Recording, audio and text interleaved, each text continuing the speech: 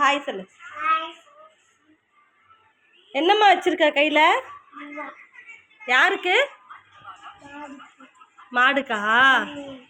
போ கொடுங்க போங்க.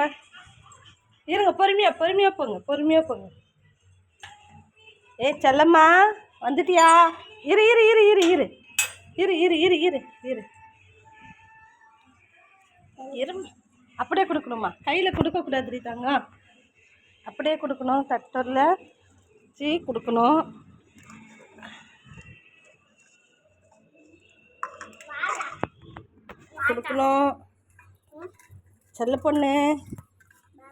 செல்ல பொண்ணு சாப்பிடு. செல்ல பொண்ணு சாப்பிடு. போதும் வா, இப்படி வந்துடு, இப்படி உட்காரு. செல்ல பொண்ணு சாப்பிட்டுட்டியா? அம்மா